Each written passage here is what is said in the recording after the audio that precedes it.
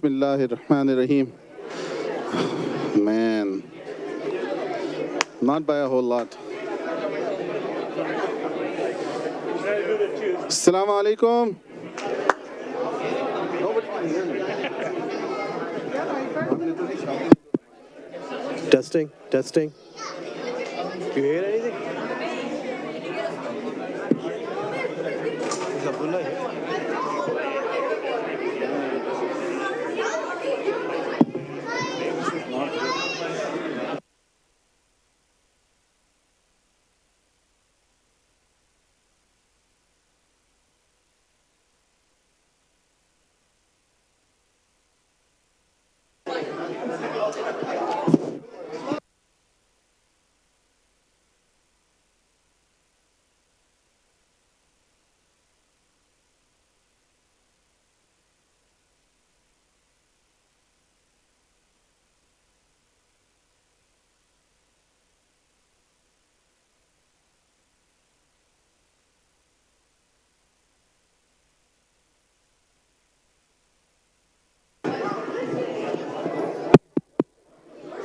Testing, testing.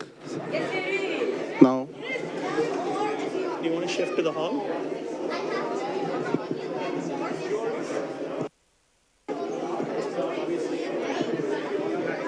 Testing, testing. Assalamu alaikum. No.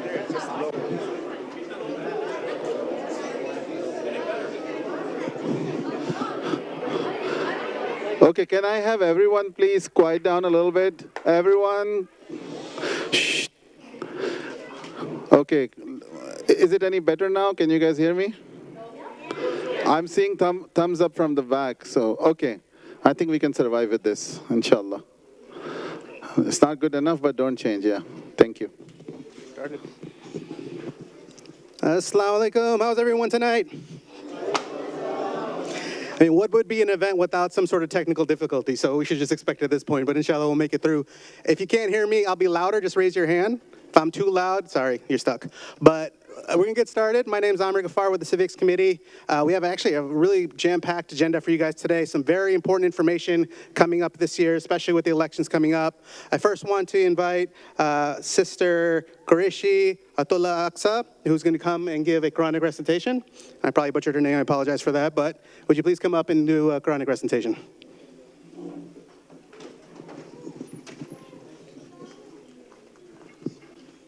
Assalamu alaikum wa rahmatullahi wa barakatuhu.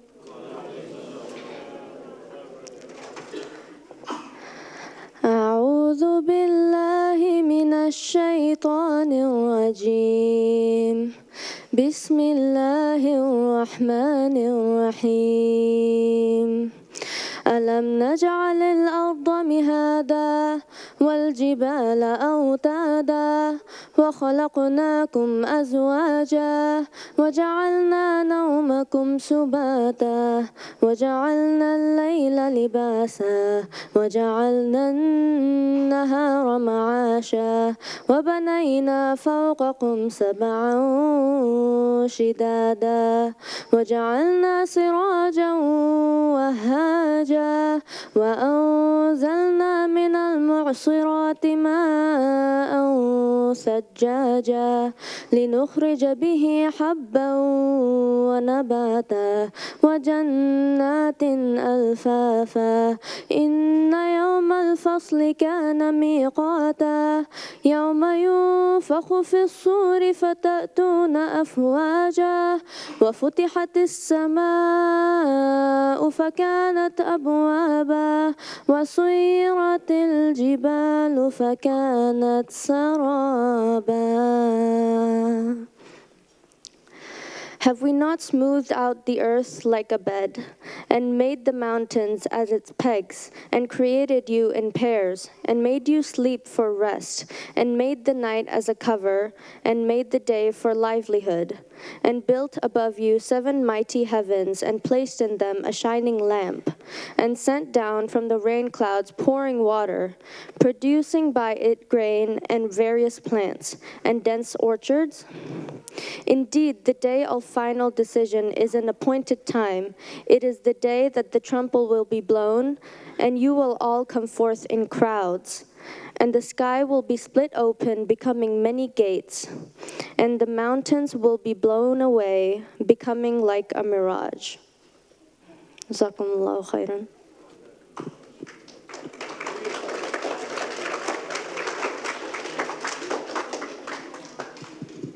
MashaAllah. We could do better than that. Let's give her a round of applause. MashaAllah, that was so great. What I didn't mention was Sister Aqsa is actually a senior at Reedy High School and is a quarter way through completing her hifz of the Quran. So MashaAllah, thank you so much, sister. And speaking of high school, we are very fortunate to have someone from FISD here, one of the key leaders, Dr. Wes Cunningham. He's been a good friend of ICF. He's involved with our Interfaith and Civics Committee. He was the former Chief Academic Officer, alumni SMU, and fun fact, he loves coffee. So if you hurry up, maybe we'll catch D-Ray outside, but he likes pour-overs if you guys want to get a good grade for your kids. Just kidding. But with that, Dr. Cunningham, come over. Y'all, especially kids, are going to get more homework if you're not louder, so let's make some more noise for Dr. Cunningham. One more time, Dr. Cunningham.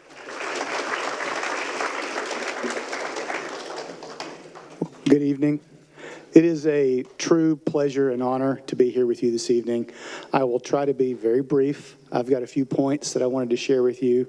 And before I do that, I just wanted to say a couple of things. I'm a district official, yes, but I'm also a citizen of Frisco ISD here in this community. I have been serving in public education for 32 years. I know I look like I'm only 12, but I've been doing this for a while, and I've been here in Frisco for 17 years, been married for 28 years. I have 2 daughters. One's a senior, she's right across the road at Memorial High School, and I've got an adult child who's sort of off my payroll in Georgetown, Texas, and I've gotten a chance to see this community grow, and it is so amazing to get a chance to meet all the different people that make Frisco what it is. And again, that's an honor for me to be here this evening. I'm not just saying that, it's true. The other thing that I'll say, if you don't hear anything else tonight, I know that we all have concerns about what goes on in schools and communities, and you've got lots of people to contact. I'm really easy to find on our website, and your leadership knows me, knows how to get in contact with me. I'm going to ask you to talk with your campuses first if you have questions or comments or concerns, but if you don't get what you're needing and you're having trouble contacting somebody, please reach out to me, and I mean that. It's Wes Cunningham. I'm pretty easy to find. And so I just want to make sure I put that out there. I want you to put a face with a name.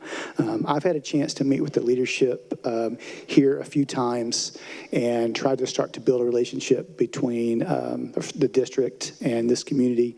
And the first time I had the chance was last fall. And there were some concerns that were brought to us about some instances of bullying, harassment, hazing, just some things that aren't the right thing to do and the right thing to experience for our students. And so I want to talk a little bit about that and let you know that the district takes these things very seriously. First of all, it's the absolute right thing to do. No student needs to experience any instances of bullying, harassment, hazing, anything like that. And so we ask that people, students, parents, let the schools know that this is happening. There's emails, phone calls, you can talk to an adult, but I want to make sure you all know there's a really easy way to let the school district know something's not going on that's right. And we have an app, it's called Stop It, it's just like it sounds, STOPIT. It's an app on phones, but also on any district website. You can there's a little button that says Stop It. You can go into it's an online reporting system. It's completely anonymous. And students and parents can report anything that's going on. Unfortunately, we get lots of reports on a fairly regular basis about different things. But every report Every instance is taken very, very seriously. I want you to know that. It's investigated, and on occasion, we bring in law enforcement when it's necessary. We do hear reports of bullying, harassment, but we also hear reports of threats and things of that nature. So we want to know those things. There's so much going on in our community that oftentimes the only way we know that is when good people hear something and they say something about it. And so we want that to happen.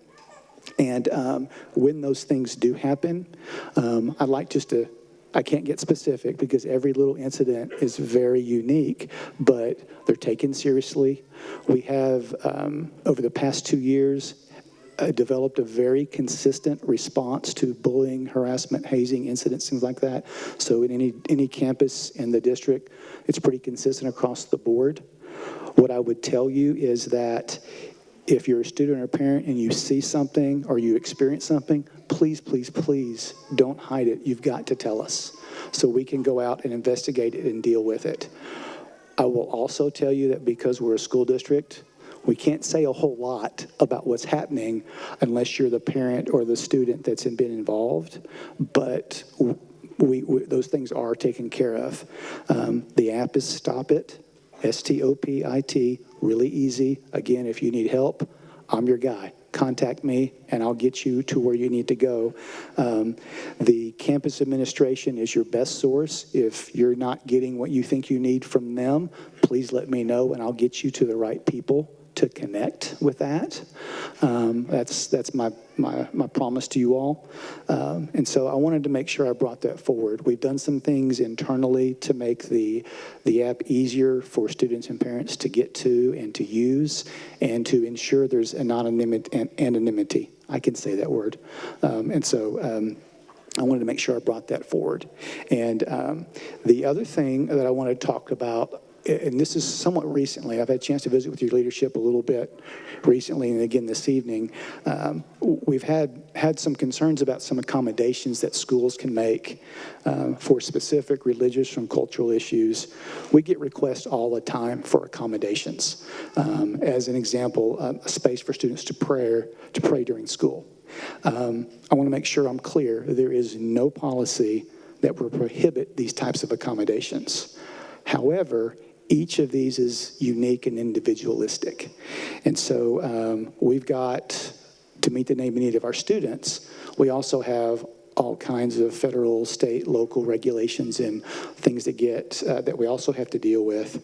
And so if you've got a concern, a question about that as students at your campus. We had some amazing students speak the other night at a meeting, and were so very passionate and so articulate. I was so proud of them.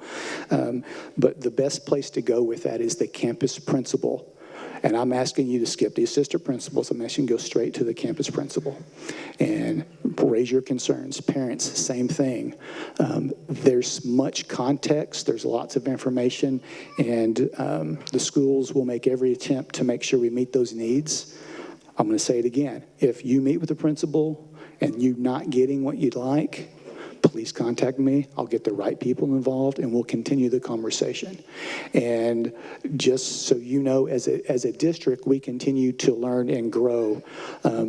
There's not been any major changes to our district policy over the past few years, but we're getting ready to have some additional conversations with the leadership here to make sure as a school district we understand all of the nuances that we need to from your end that's important here. And so I would ask for patience, but please continue to reach out and visit with the campus leadership. That's the best way to solve that. And if you don't get what you need, Wes Cunningham, I'll get you to the right people, I promise. I'm pretty easy to get a hold of, as I said. The next thing I wanted to share, I'm trying not to go over my time, is I want to share some factual information with you about the bond and Vater election that's going on right now. There are 4 propositions in Frisco that are on the ballot right now.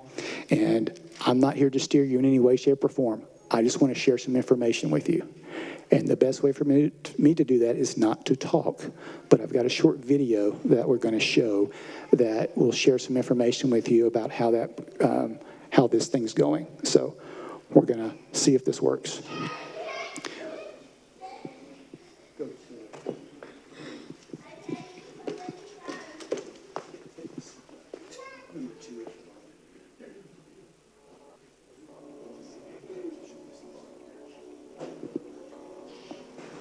Hello, I'm Dr. Mike Walter, Superintendent of Schools for Frisco ISD.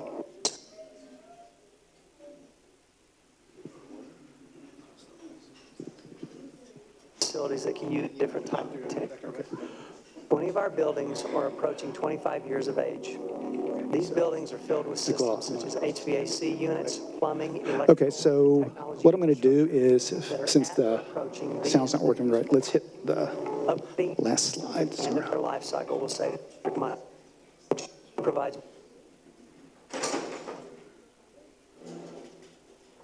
Okay, so I'm not going to talk to you for 7 minutes because that's how long the video is. I'm going to show you where the video is on our website if you want to see it. Again, I'm not steering you towards it, but what I'll tell you is there are 4 propositions on the ballot. Proposition A is called a VATER. It's a voter-approved tax rate election, and this is, in school finance, there are 2 buckets of money, if you will. There's something called an M&O tax rate. That is what there's a tax rate that is homeowners in Frisco, you charged, that's an M&O rate.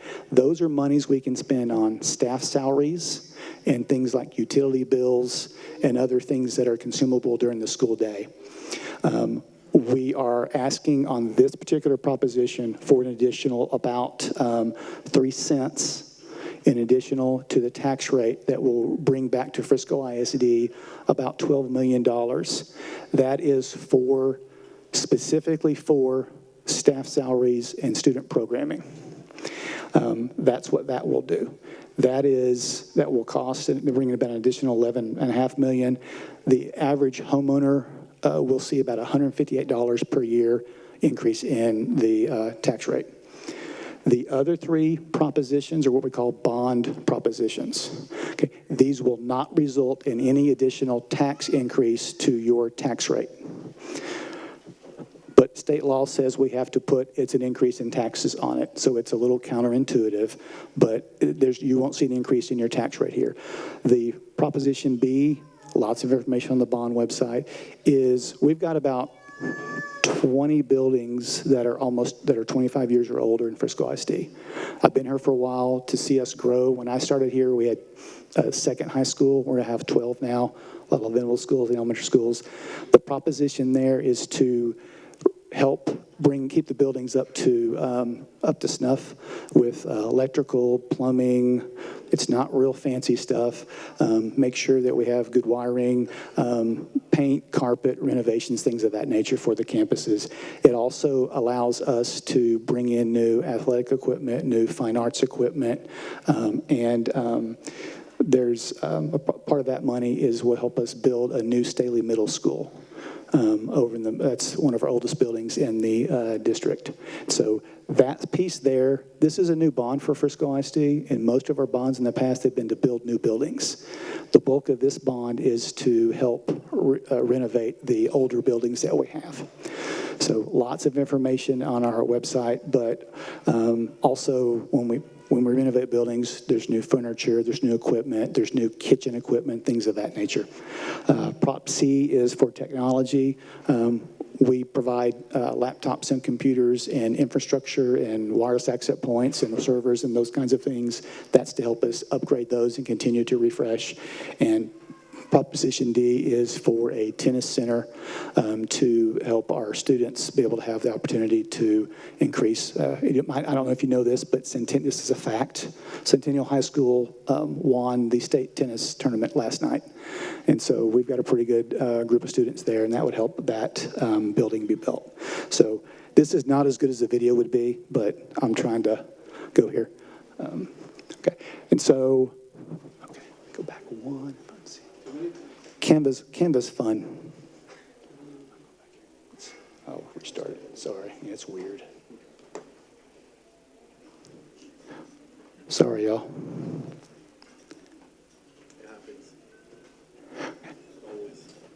So So there's a really good website. You could just search bond. It has a lot of information. All these videos are on there. Does a much better job of talking about the bond than I just did. But early voting's now through November 1st. The election day is November 5th. If you have any questions, there's an email. I'll stay around for a little bit to answer anything. I'll also leave some materials that you could take. You don't have to. But I just wanted to share that information with you. So that is the bulk of the material I want to share with you. I just want to say again, one more time, that I've gotten a chance to work with your leadership over about a year now, and it has been so fulfilling to me as a district official, but also as a citizen of Frisco, to get to learn more about your community, your leadership, and to continue to try to cultivate that relationship. And I just appreciate the opportunity to be here this evening with you. Wes Cunningham, I'm real easy to find. I'll answer any question that I can do for you, and I appreciate your time. Thank you.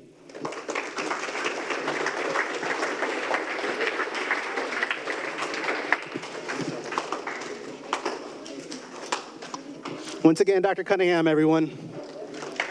Thank you so much to FISD for the partnership. Dr. Cunningham, I think he has like probably 500 of these he has to do between now and November 5th. So thank you so much for coming. I think we'll reiterate that because it's very important. The whole evening today is themed around civics. Early voting is happening right now. It is opened. ICF is actually going to be a polling location on election day. So if you live in Collin County, you can actually vote right here at ICF. So, and this, the VAT and the bond here are both on that ballot. So it's very important that we get there. So speaking about civics and engagement, one thing that we really need to start focusing on as commuting is our next generation of leaders. How do we empower them? How do we get them ready? How do we make them ready for the next level of leadership that's needed so our community can continue to prosper here? And I'm very excited to introduce someone that's born and raised essentially here at Frisco at ICF. She's a TA at Safwa Mohsen. I can go on and on about what she's accomplished. She is also a graduate, I think 23, 24 of the Mayor's Youth Council. So I invite Sister Sanya Huck to come on up. I won't even mention the fact she eats quesadillas every day. Apparently I got that information, but Sister Sanya, come on up. Assalamu alaikum. Can everyone hear me? Okay. Jazakallah ICF for inviting me. What an honor to be here today. So today I wanted to talk about my journey in the civic process as a youth member in the community. So although I will be 18 very soon and be able to vote, inshallah, it doesn't mean that we can't get involved in the city at a young age. Alhamdulillah, last year I had the opportunity to apply for a position in the Mayor's Youth Council. There was a lot of hesitancy on my part because I wasn't sure of the time commitment and what the process would entail, especially going into my junior year of high school. I wasn't sure if anything I would do would even make a difference in the city. However, after seeing the civic process and governmental involvement my mother was in, it encouraged me to apply. So after filling out the application, which was just a couple of short answer questions and a teacher recommendation through the city's website, I was able to set up an interview with Councilwoman Angelia Pelham. So I wasn't able to attend the meet and greet with the council members for those who had applied, which is not required, but I wanted them to put a face to the name. So I emailed Miss Angelia Pelham, and she was very welcoming and kind and agreed to meet with me in a coffee shop. Ms. Pelham asked me about myself and how I would be a valuable asset to the city, really trying to get to know me for who I am. We talked, and she showed me her insight and motivation to become involved in the city, allowing me to get to know her. It had really interested me in how the city works and got me excited for the possibility of becoming a possible member of the Mayor's Youth Council. Roughly 1 month later, I heard back from the director of the Mayor's Youth Council informing me that I had gotten in. The email had attached the calendar, and we were to meet once a month from 6 p.m. to 7:30 p.m., so not time-consuming at all like I was worried about. So the first meeting, we met in the library in the city council chamber. We went over basic information, how the city budgets, and where our taxes go. The second meeting was where the fun began. We went to a fire station, we learned how fast responders answer calls, and we even got to try putting out a fire with a hose. For our next meeting, we went to the recreational center, police station, and so many other events, really trying to understand how Frisco works. Towards the end of the school year, around March, we started brainstorming on what our class's project would be. Past years have added benches to parks, they've hosted events. It's really anything we students think that Frisco lacks. For our project, we created an app called Engage Frisco, dedicated to tracking how much teen engagement was active in Frisco and logging it into this app to keep track of different areas where the youth is present. So for example, we could look at the Frisco Library and see how much youth engagement is there. And if there's not a lot of youth engagement, we would track it in this app and collaborate on how to get more youth active there. At the end of the school year, we presented our final idea to all the city council members at the city council meeting. We later received certificates gaining recognition from Mayor Cheney. Ultimately, I am grateful to have been a part of such a unique program. Seeing how the city functions, and meeting other city council members, meeting other students, it was extremely beneficial, and I'm thankful I did it. I used to take the city we live in for granted, not knowing how many things go into work every day to keep the city functioning. It's extremely important to represent ourselves in the city, not just as youth, but as Muslims. Being involved in the city allows others to gain more awareness on Islam.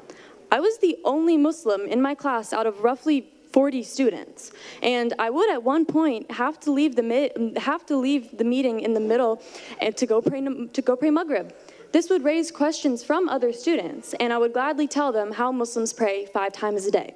Small conversations that I would educate them on Islam seem so insignificant to me, but we don't know how much of an impact I could be having on these students, just telling them a basic pillar of Islam. It's our responsibility to be informed of what goes on in the city and be an active member of the city we live in, representing Islam. Alhamdulillah, we live in a city that welcomes youth engagement. We have the opportunity to apply to such programs such as the Mayor's Youth Council or volunteering at local voting sites if you're 16 years or older. Oftentimes, such activities can lead to more opportunities in the city. Like I had the opportunity after the Mayor's Youth Council to join Councilwoman Angelia Pelham's re-election youth campaign team. Once again, I was the only Muslim on this campaign team. I actually had an interesting conversation one day with one of the girls on the board. It was in the middle of Ramadan, so I was fasting. We were going door to door promoting Miss Pelham, and she asked me why we fast. So I informed her as Muslims, in the holy month of Ramadan, we fast 30 days. And she was Hindu herself, but she had revealed that she was always extremely intrigued by Islam. One small conversation, just one act of me being involved, allowed her to do more research on Islam. To this day, we still talk about Islam. Such a simple conversation can lead to so many people knowing the truth about Islam, one person at a time. All you have to do is get involved. So, a little flashback. Around the time I was 10 years old, I remember there was a time where there was so much hate towards Muslim and so much division in the world, especially in Texas. I was young, so I only knew to an extent, but there were a lot of active Islamophobic protests driven by the misinformation of Islam. So many Muslims protested back. So many Muslims got involved, whether it was locally, statewide, nationwide. Now, 8 years later, we see a lot fewer Islamophobic protests. Yes, there are still some, but significantly fewer, because Muslims went out and represented the true Islam. Now, imagine how the next 10 years could look like if Muslims went out and got involved. When non-Muslims see Muslims, especially youth, in such large groups, it makes them curious. We live in a world where social media is always spreading false information, oftentimes Muslim being the target. Lots of non-Muslims already have predetermined negative thoughts about Muslims. So seeing Muslims in person and having a good representation of Islam can encourage them to possibly look towards the truth of Islam. Voting for the right person, getting involved in the city, and meeting with non-Muslims can all convey a positive message towards these non-Muslims. However, it might not just simply erase negative thoughts they have towards Muslim, but it could even motivate non-Muslims to look into Islam. Who knows, they could even revert just by us getting involved. So, of course, we all know about the genocide happening right now in Palestine. As we make tons and tons of du'as for our brothers and sisters in Palestine, we need to ensure we can erase misconceptions people have about Muslims with such a heavy lens focused on Islam today. By going out and getting involved, we can inform people of Palestine and telling them the truth of what so many people are determined to look away from. So I encourage any rising seniors or juniors to apply to the Mayor's Youth Council or simply get involved in the city, because you may never know how much of an impact you may have simply by representing Islam. So I know there's a lot of parents out there, but if you have a kid or there's youth here, I encourage you to tell them if they're looking for activities in the city, and just tell them to really get out there and represent Islam the true way. You can feel free to, you can reach out to me or you can ask me any questions right now, but Jazakallah.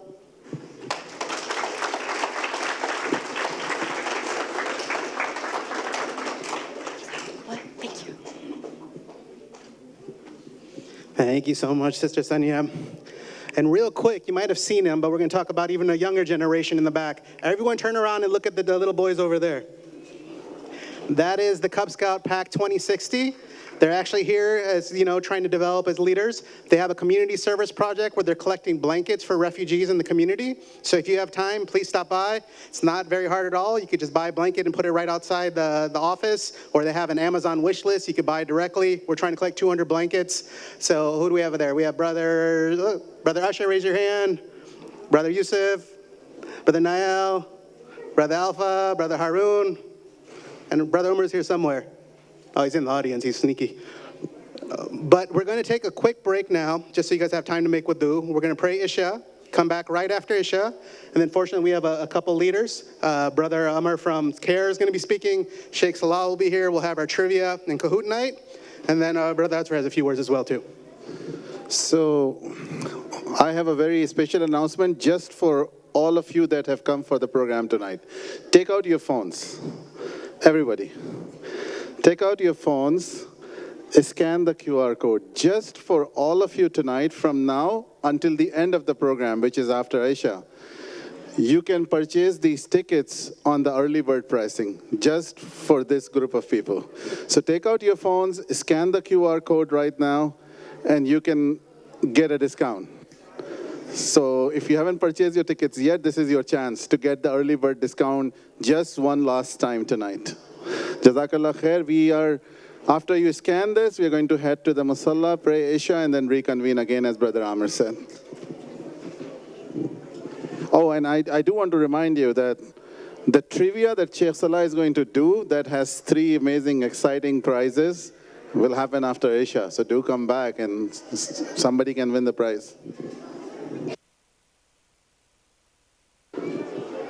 So somebody wants to know what is the prize. The prize is AirPod, Nintendo Switch, and Amazon Fire tablet.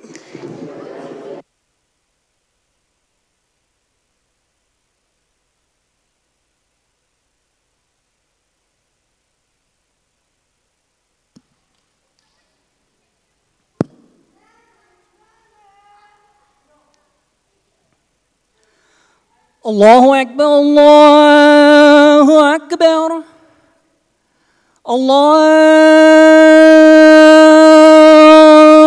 أكبر الله أكبر أشهد أن لا إله إلا الله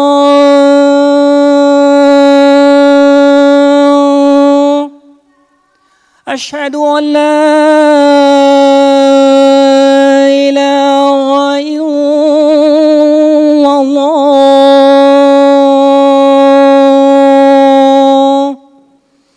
أشهد أن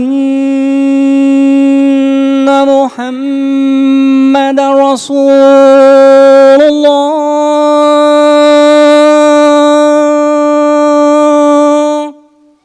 أشهد أن محمد رسول الله حي على الصلاة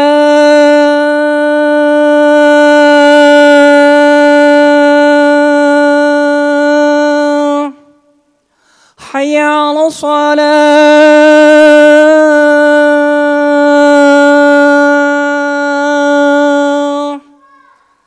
حي على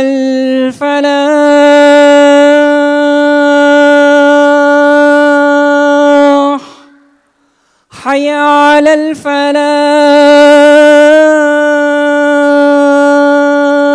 الفلاح الله أكبر الله أكبر لا إله إلا الله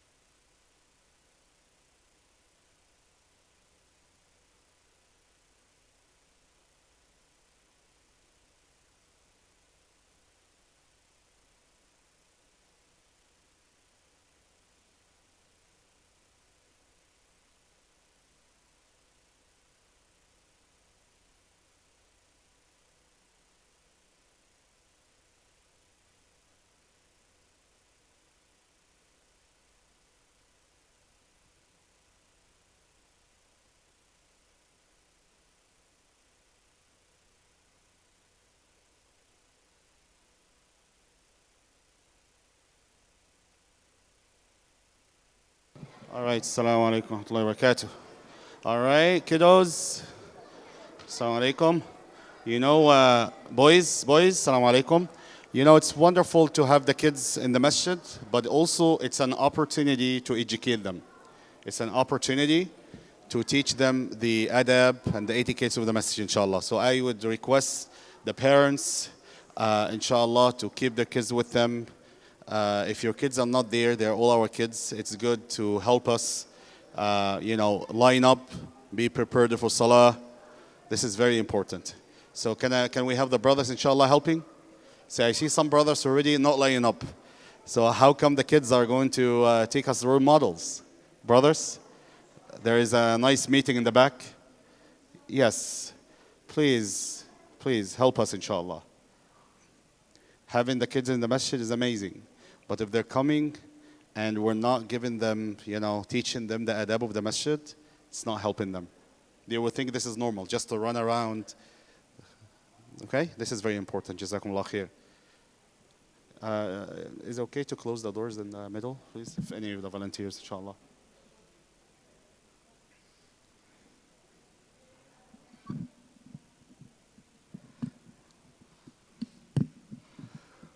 الله أكبر الله أكبر أشهد أن لا إله إلا الله أشهد أن محمد رسول الله حي على الصلاة حي على الفلاح قد قامت الصلاة قد قامت الصلاة الله أكبر لا إله إلا الله. استووا. There will be sajda tilawa in the first rak'ah, inshallah. There will be sajda tilawa in the first rak'ah, inshallah. We'll make sujood, inshallah, after we recite the ayah of sajda. Allahu Akbar.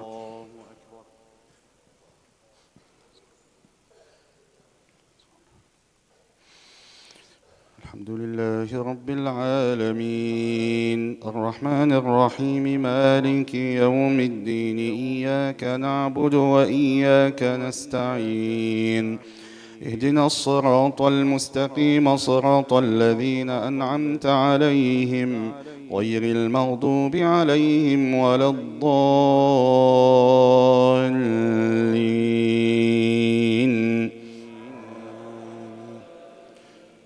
واذكر في الكتاب إدريس إنه كان صديقا نبيا ورفعناه مكانا عليا أولئك الذين أنعم الله عليهم من النبيين من ذرية آدم وممن حملنا مع نوح ومن ذرية إبراهيم وإسرائيل وممن هدينا واجتبينا إذا تتلى عليهم آيات الرحمن خروا سجدا وبكيا. الله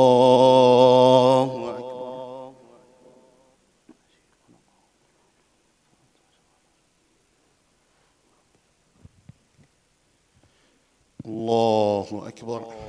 فخلف من بعدهم خلف أضاعوا الصلاة واتبعوا الشهوات فسوف يلقون غيا إلا من تاب وعمل صالحا فأولئك يدخلون الجنة ولا يظلمون شيئا جنات عدن التي وعد الرحمن عباده بالغيب إنه كان وعده مأتيا لا يسمعون فيها لغوا إلا سلاما ولهم رزقهم فيها بكرة وعشيا تلك الجنة التي نورث من عبادنا من كان تقيا وما نتنزل إلا بأمر ربك له ما بين أيدينا وما خلفنا وما بين ذلك وما كان ربك نسيا رب السماوات والأرض وما بينهما فاعبده واصطبر لعبادته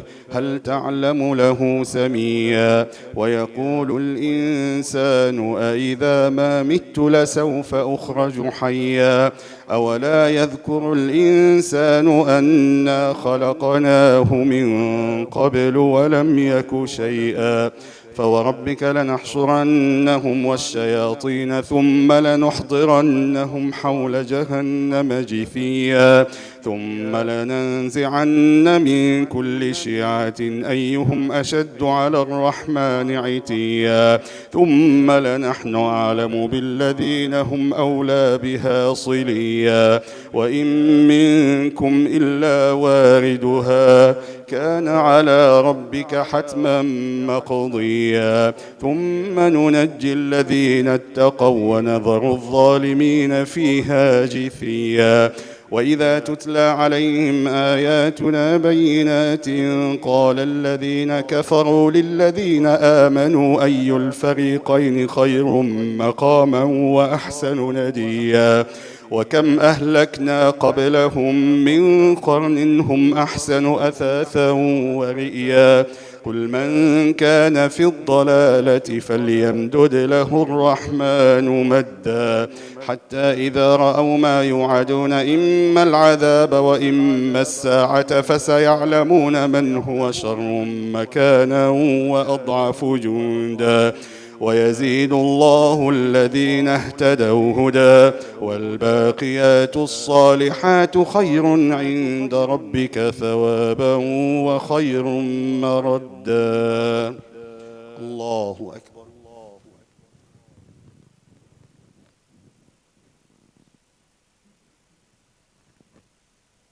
سمع الله لمن حمده الله أكبر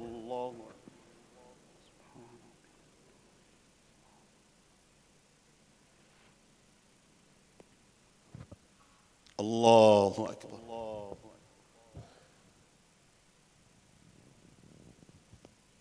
الله أكبر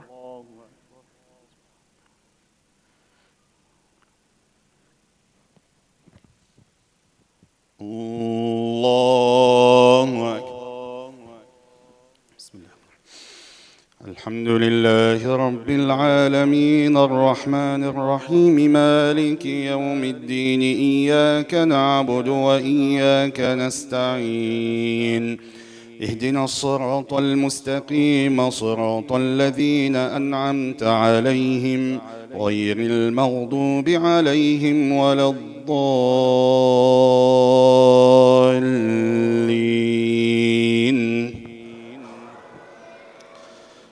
أفرأيت الذي كفر بآياتنا وقال لأوتين مالا وولدا أطلع الغيب أم اتخذ عند الرحمن عهدا كلا سنكتب ما يقول ونمد له من العذاب مدا ونرثه ما يقول ويأتينا فردا واتخذوا من دون الله آلهة ليكونوا لهم عزا كلا سيكفرون بعبادتهم ويكونون عليهم ضدا ألم تر أنا أرسلنا الشياطين على الكافرين تؤزهم أزا فلا تعجل عليهم إنما نعد لهم عدا يوم نحشر المتقين إلى الرحمن وفدا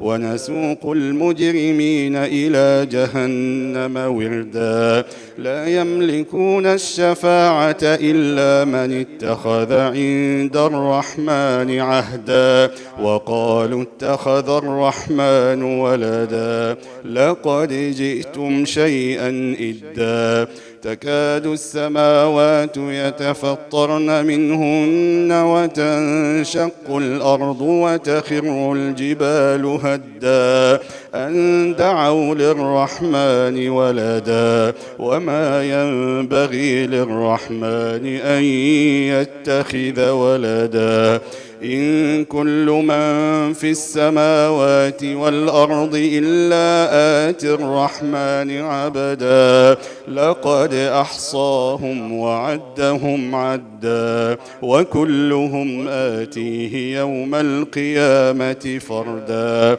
إن الذين آمنوا وعملوا الصالحات سيجعل لهم الرحمن ودا فإنما يسرناه بلسانك لتبشر به المتقين وتنذر به قوما لدا وكم أهلكنا قبلهم من قرن هل تحس منهم من أحد أو تسمع لهم ركزا بسم الله الرحمن الرحيم طه ما أنزلنا عليك القرآن لتشقى إلا تذكرة لمن يخشى الله أكبر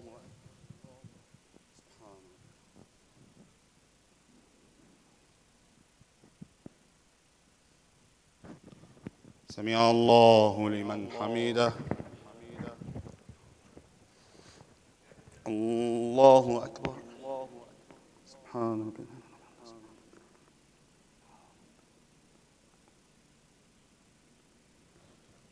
الله أكبر الله أكبر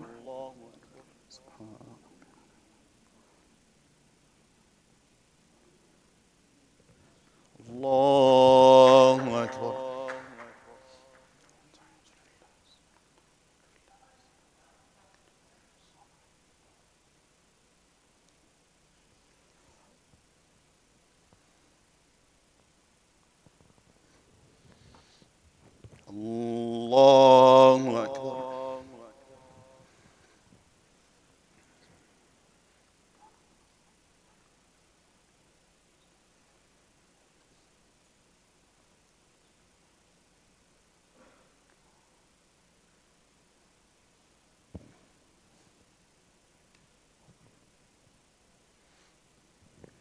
الله أكبر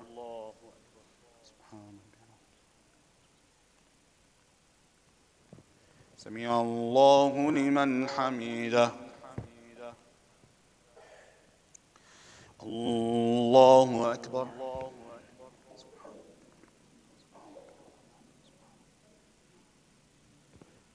الله أكبر الله أكبر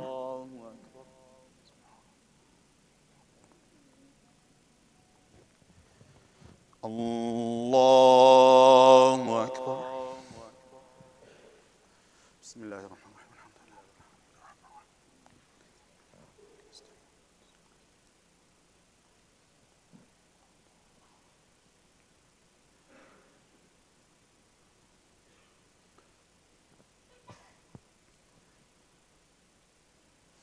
الله أكبر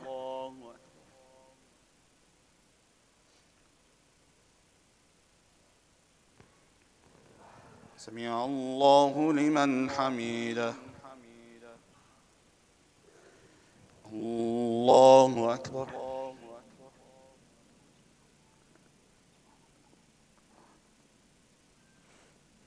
الله أكبر الله أكبر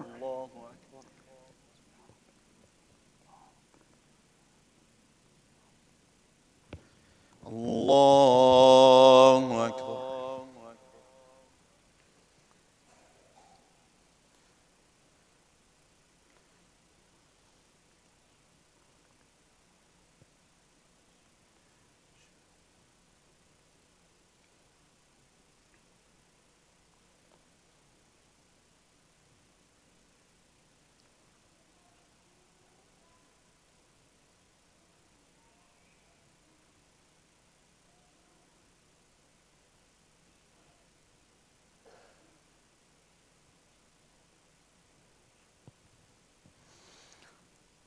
السلام عليكم ورحمة الله السلام عليكم ورحمة الله استغفر الله استغفر الله بسم الله السلام عليكم ورحمة الله وبركاته. So inshallah we're going to head back to the multi-purpose hall inshallah for the last part of the program which is the actual trivia, inshallah.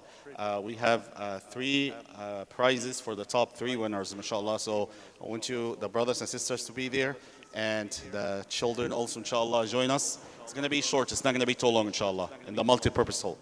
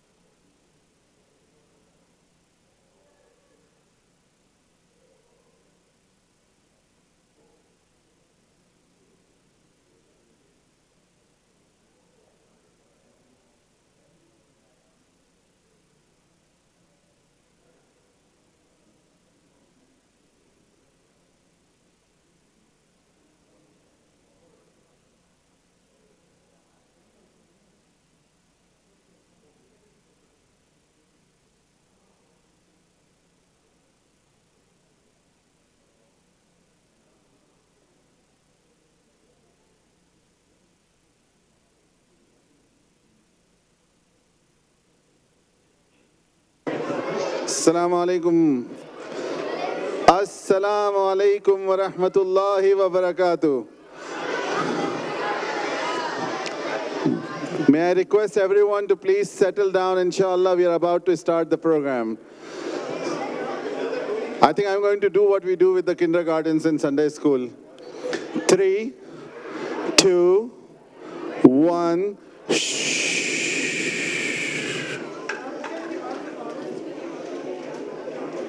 All right.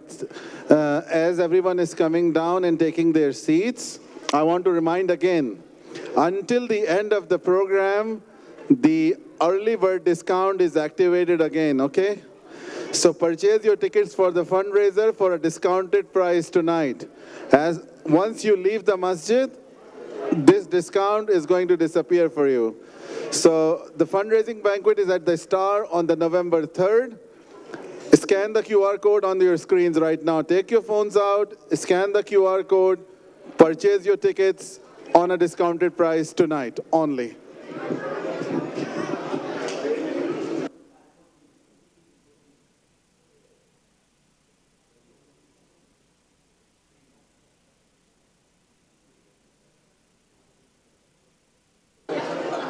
Assalamu alaikum. Who's excited about Kahoot? Who's going to give me their prize if they win? Thank you. We do have one more speaker before we get to Kahoot. Can I have everyone's attention, please? Are you going to make me count again? Everyone count with me. 3, 2, 1. Shh.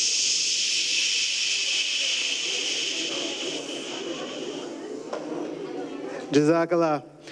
So our next speaker, before we get into Kahoot and Imam Salah, is Brother Amr. He's a founder of UVA. He is an advocate and a leader at CARE. He's one of the main volunteers over at the Islamic Association in Collin County. And we asked him here today because a lot of people ask the question, when you talk about civics, what does that mean? What is that understanding? What are you actually helping to accomplish? So he knows that he's going to make it as powerful and impactful in a very short amount of time because you all know that you want to play Kahoot. But let's give him a round of applause. Brother Amr, everyone.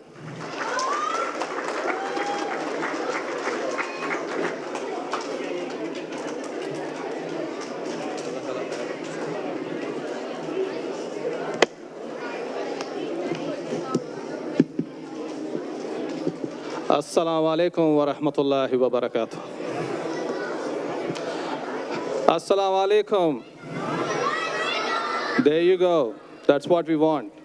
I see a lot of students, mashallah, a lot of youngsters, mashallah.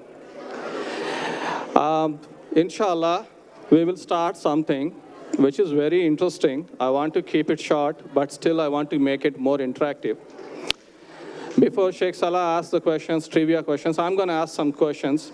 Who's the President of America? Okay, hang on, everyone. We need to be respectful to our speaker on the stage. There's a lot of chatter in the hall. So everybody, all the kids that are having discussions on the side, all the adults in the back, please settle down. Let's give respect to the speaker that is on the stage right now. Jazakallah khair. Okay, who's the Vice President of the U.S.? Who's the Vice President of the U.S.?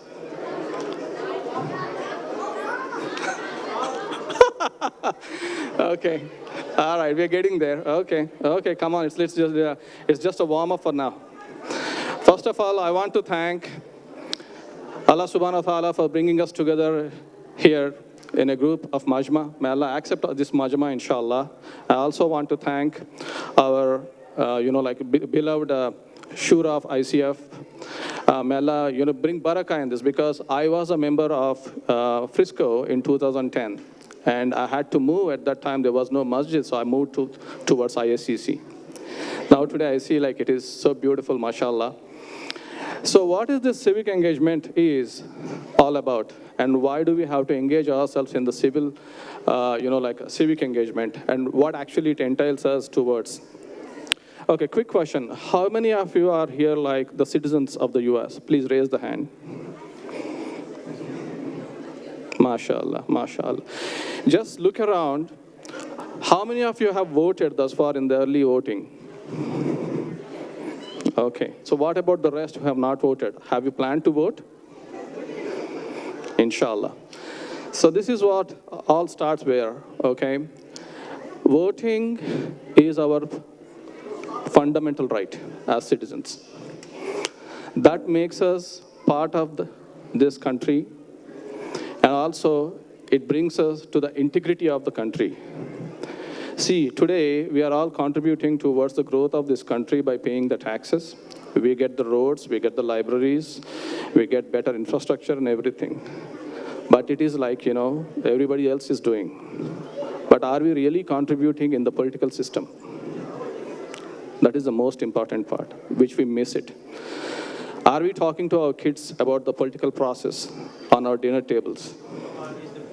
Are we talking? No. There is a lot going on in the world at this point of time. We see there's a lot of atrocities happening in the Middle East, especially in Gaza, in Palestine. How are we going to handle this if this continues to happen? Is a lot of protests happen across the US. Were we in any case, were we able to move any kind of needle here? No. Just let's look at the current picture of the US political system, right? Okay, the next question for all of you. Now we are in the midst of the elections. How many seats are being run for across the US? How many are in Congress and how many in Senate?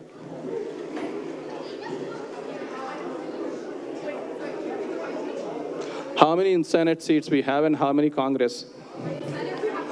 Uh-huh.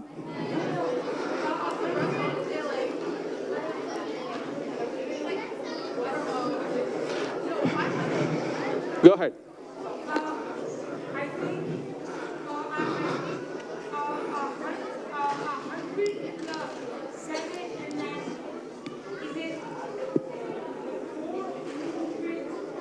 You're getting there. You're getting there, buddy.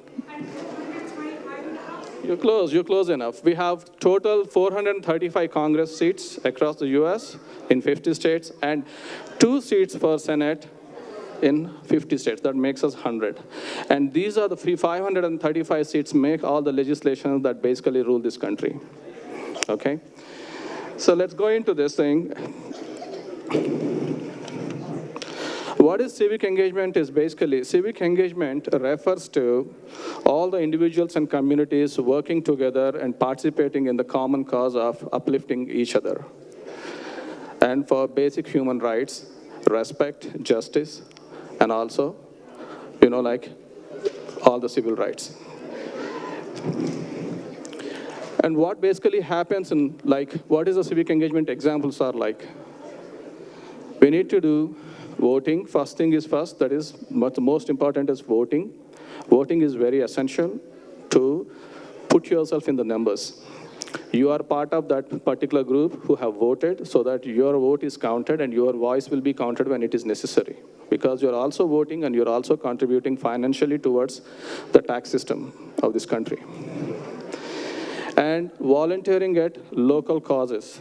What is volunteering at local causes here? So volunteering is typically like we are doing for the community, right? We will be doing at a city level, or we are doing at a court level.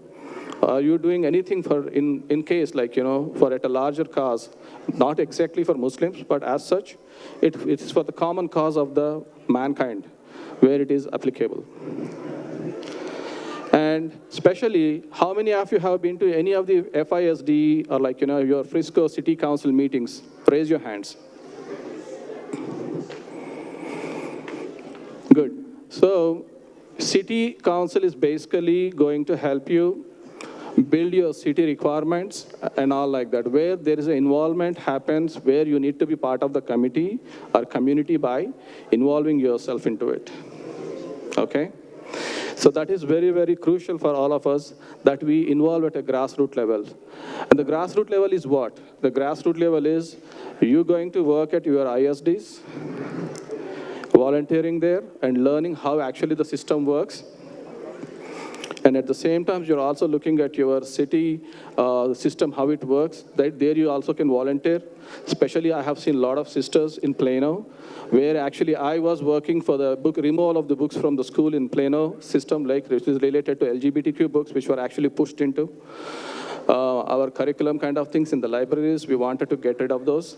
So we worked, so we have seen so much, involvement from parents. So that is how we can really engage ourselves at a city level. There are various committees. We can be part of that. That is where you can do the volunteering. And we can also participate in the dissents, especially during these days, we have seen a lot of protests and everything. And these protests, those are to just express our anger, just express our peaceful, we can do the peaceful protest by, expressing our freedom of speech. So this is basically where you will engage yourself. And this is very important, to, fundamentally protect our own rights. And it is the duty of everybody. And why civic engagement? Because it is us who is actually going to work for ourselves. It is I work for myself, we work for ourselves, and at a large scale, we work for the entire mankind. And it is very essential. In one of the hadiths, Rasulullah sallallahu alaihi wasallam mentioned, when it comes to the leadership, what is this leadership is all about? Leadership is typically, you must love your leader, and also your leader should love you as well. And you all have to work for common cause of justice, equality, and respect. Okay, so this is very, very, very essential, we are working for the justice and truth and equality as well. Who can participate in the civic engagement? Okay, who can participate? Pretty much everybody can participate. Like voters, non-voters, citizens, non-citizens, and especially youth. We have recently seen a dissent there, right? Like in UTD and across, even in Harvard, even in Stanford, everywhere there was a lot of camping happened and everybody participated. And the students are the masses who actually moved this movement of, civic engagement for human rights in Gaza. This is very, very essential, we come together for a common cause.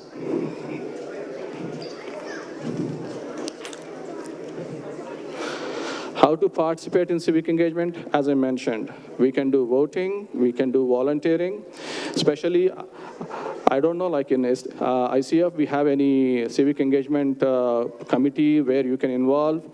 At least in CARE, what we are planning to do is we are trying to engage the young leaders, both men and women, to come forward and volunteer with us. We will try to provide some volunteer hours that can be credited towards your basic requirements for your community services, that you can leverage them and put it in your resume as well. And advocacy. Advocacy is basically whatever you can do in your capacity towards the truth and justice, and also equality.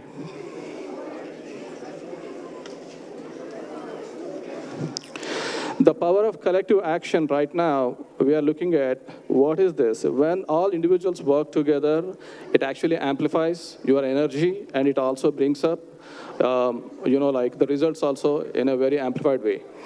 And how are we going to do it? Because we have to form the, core groups and engage them for a cause, and that could be a small project by small students, especially mothers. You can start working with your kids about this thing, how they can really understand the political system very, very engaged, and start forming small groups and work towards that. And also for middle schoolers and in college, I have some good volunteers who have been working with us for a long time.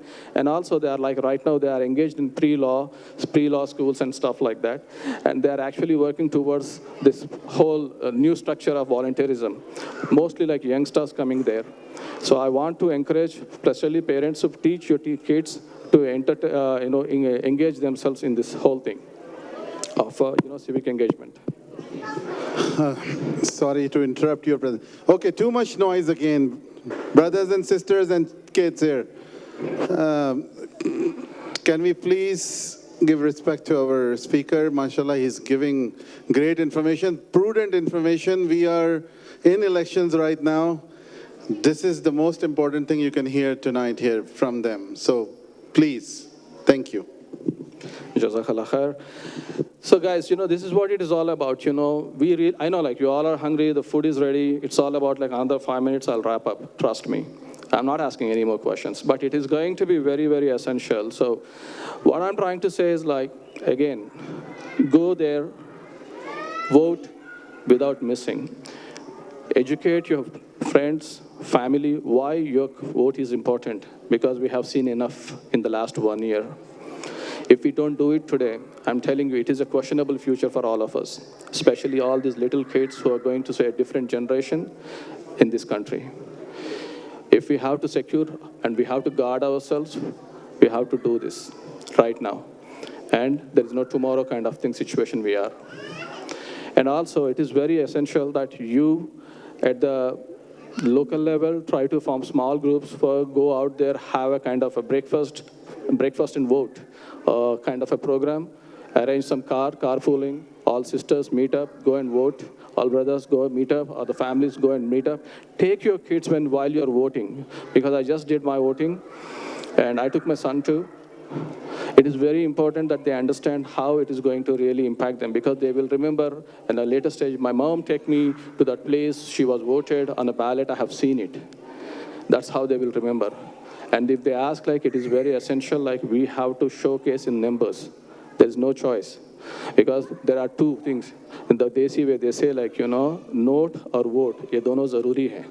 So now we have to prove it in numbers, and we also have to contribute towards the political causes. Alhamdulillah. So we are rich enough, we are educated, we have brilliance and everything. Alhamdulillah, Allah blessed us.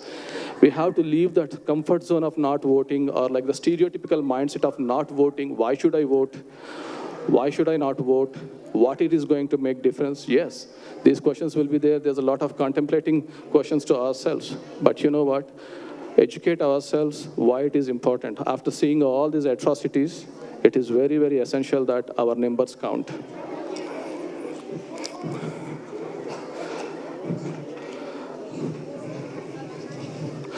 If we do not vote, what happens? Okay? What happens? Anybody? If we do not vote, what happens? Any sister? Any brother? Just imagine. Go ahead, bud. I like the way you raise your hand tall. Can somebody give him a mic, please?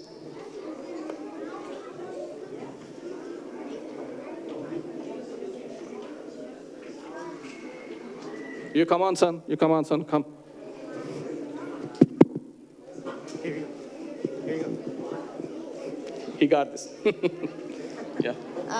Basically, when we don't vote, we get a loss of representation in the houses, and then we get policies we don't agree with, which is going to cause more reason to riot and more violent kinds of protests. MashaAllah. MashaAllah. Give him a big round of applause, please. Jazakallah khair. So that's what? Loss of representation. Just imagine if one Muslim is not voting, nobody cares. But 10 Muslims are not voting, still nobody cares. But if 10,000 Muslims are not voting, that's where they make the difference is. When 10,000 people don't vote, eventually what happens is, when actually any policy is made, your presentation, even if your 10,000 people are present, nobody will care about us. Understand? This is inversely proportional. When the policy is made, when the policies are made, if your presentation is not there, when policies are executed against you, your presentation is not needed. Understand that. That is very essential. So go vote there. There is no doubt. You have to vote. Take your family out there. That is how the Muslim vote will really make difference. Okay, so there will be, you might have heard some kind of term called swing states, right? Swing states are basically make a lot of difference in the US, because they neither of them are going to be anyway like, either whether a single party or a dual party kind of system, always move. But in the swing states especially, what happens is, Muslims are mostly involved in major cities in like Michigan or or like in California, New York, if you really look at, they can make this change happen. That's the reason we need to go ahead and do the block voting, and we have to do this thing. And you know why we have to do this thing? Because we have to showcase that we are present. Our voices need to be heard down the road 20 years or 30 years. For these kids to be known as Muslims, they still have to hold their head high, and they have to remember, okay, my parents did inculcate this habit of voting in my life. I have seen them doing, so I will do it. This is very essential. And if we do not do it, we'll miss the opportunities. If we do not do it, policies will not be in our favor. Okay, so we have to go vote. There's no choice. Voting is not an option, guys. I'm telling you again, voting is essential. Voting is extremely essential for all of you and all of us to stay in this country, because we came with some dreams. We are part and integrated. We have taken the integrity in this place, and we have made some changes. So now we are part of this thing. We have to make sure that we vote and we be there, our voices can be heard. How can you engage? Please, there will be, in every city, there will be some weekends or some days in the evenings, the city meetings happen. In your case, in Frisco, there must be some calendar. Go to frisco.gov or something like that, check. There is a civic council meeting will be there. And, start joining the community boards. Start at a grassroots level. If you want any help, I think you can get your updated information from the city as well as for your masjid board too. With that, I want to thank you all again for listening in. Please, I want to encourage all of you to go vote again in this coming elections before the 4th. And remember the dates, like the 5th is the last date of the elections, and that is the last day of general elections. Jazakallah khair. May Allah make it easy for all your community. It's a beautiful community of thriving. I really appreciate for giving me this time. Assalamu alaikum.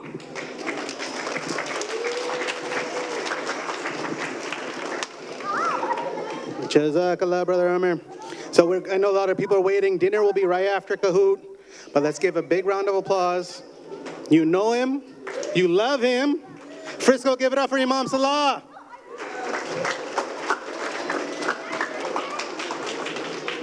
And more importantly, he's holding all the prizes, so be very nice to him.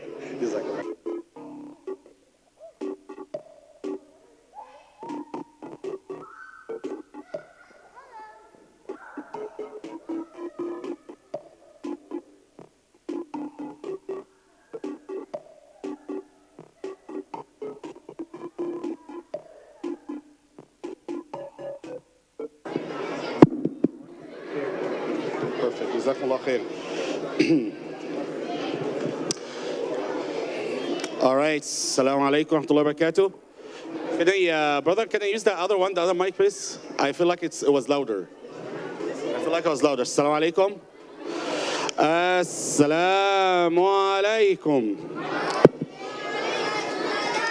Jazakallah khair. Let me try this one. This one's much better. So, can you all hear me? Can you guys hear me?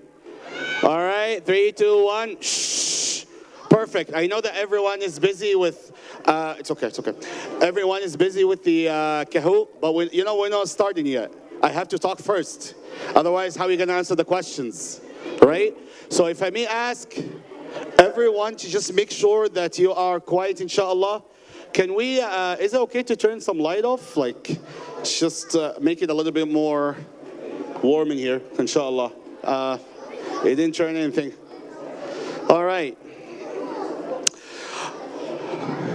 Do you guys love Rasulullah sallallahu alaihi wasallam? Say yes. Do you love Rasulullah sallallahu alaihi wasallam? Say yes. Do you want to win some AirPods? Say yes. Do you want to wear Nintendo Switch Live? I mean, boys are like, yay! All right.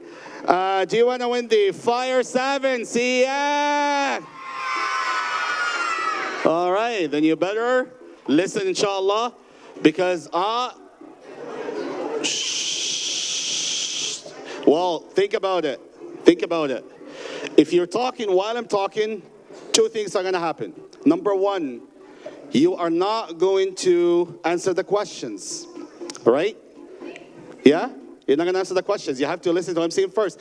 Because whatever I'm in my talk, I am going to answer the questions. So you need to pay attention, all right? If you wanna win one of these, inshallah. Are we ready? Say yes.